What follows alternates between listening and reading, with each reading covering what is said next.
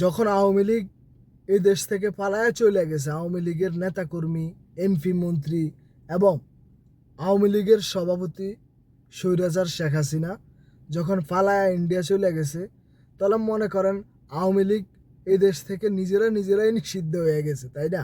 এখন শক্তি আছে দুইটা দল, মেন প্রধান, বাংলাদেশ জাতীয়তাবাদী দল বিএনপি এবং জামায়াতে ইসলামী। এখন নতুন কইরা আমরা দেখলাম যে বৈষম্য বিরোধী ছাত্র আন্দোলনের প্ল্যাটফর্মে তারা কি নতুন রাজনৈতিক দল গড়তে যাচ্ছে? গড়লে কি হইব আর না গড়লে কি হইব, আপনাদের মতামত দিবেন, আমিও আমার একটা মতামত দেব, আমিও কিছু কথা বলবো, আপনারা শুনবেন অবশ্যই।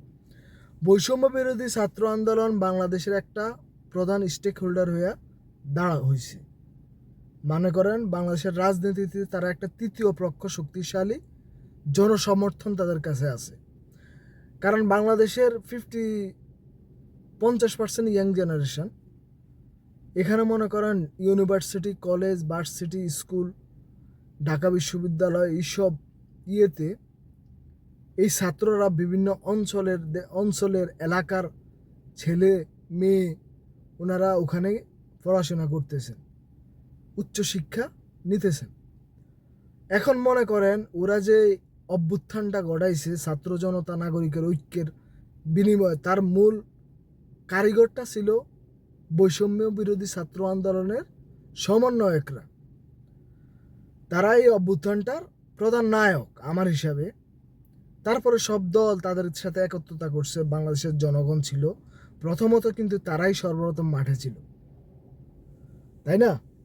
এখন তারা যদি রাজনৈতিক দল গঠন করে, তাদেরকে সংবাদ সম্মেলনে বলা হয়েছিল আপনারা কি রাজনৈতিক দল গঠন করতে চান কিনা? তখন হাসনাত আবদুল্লাহ বলছেন যে আমাদেরকে আপনারা এই প্রশ্নটা না কইরা, আপনারা যদি কষ্ট করে একটু জনগণের কাছে এই প্রশ্নটা করেন, জনগণ কি চায়, যদি জনগণ চায় আমরা রাজনৈতিক দল গঠন করতে, তাহলে অবশ্যই আমরা রাজনৈতিক দল গঠন করব কিনা তার বিবেচনা আমরা করব। যদি জনগণের সমর্থন আমাদের কাছে থাকে, তাহলে আমরা দেখব কি করা যায়। অবশ্যই বাংলাদেশের মানুষ অনেক সচেতন, অনেক রাজনীতি সম্পূর্ণ মেধানিয়া আছে, তাদের মধ্যে অনেক পরিবর্তন আছে। এখন তারা প্রতিবাদ করতে জানে, তারা তাদের অধিকার কিভাবে ছিনিয়ে আনতে হয় সেটার ব্যাপারেও বাংলাদেশের মানুষ সজাগ। বাংলাদেশে কোনো দুর্নীতি, বাংলাদেশে কোনো মানুষের সাথে খারাপ আচরণ, কোনো অত্যাচার, নির্যাতন, যেই কোনো জায়গায় বাংলাদেশের মানুষ বলিষ্ঠ কণ্ঠে আওয়াজ তোলে। কারণ বাংলাদেশের মানুষরা এই বৈষম্য বিরোধী ছাত্র আন্দোলনের বিনিময়ে যে গণ অভ্যুত্থান বিপ্লব হয়েছিল, সেই বিপ্লবে বাংলাদেশের মানুষ 40% চেঞ্জ হয়ে গেছে। 40% ধরলাম আমি, 40% কি 50% মেন্টালিটি চেঞ্জ হয়ে গেছে।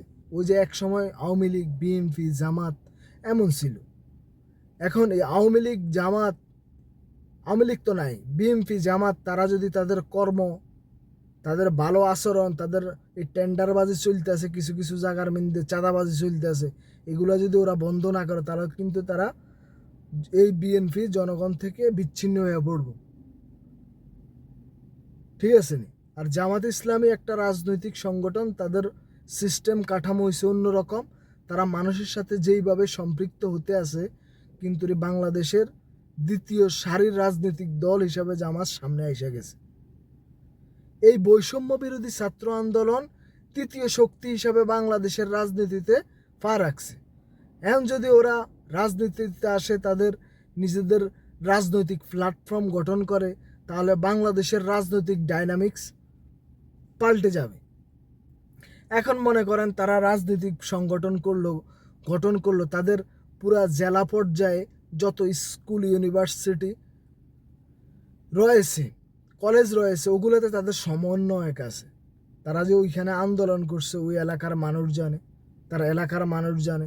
এবং আস্তে আস্তে তারা এবারে যদিও আমার মত, যদিও তারা রাজনৈতিক প্ল্যাটফর্ম গঠন করে এবং তারা যদি নির্বাচনে আসে, তারা কিছু না কিছু সিট পেয়ে যাবে।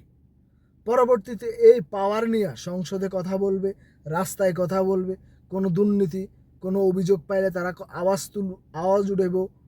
এভাবে রাজপথে তারা থাকতে থাকতে এক সময় মনে করেন বাংলাদেশের তৃতীয় শক্তি হিসাবে এই ছাত্ররা বাংলাদেশের রাজনীতিতে রাজ করব।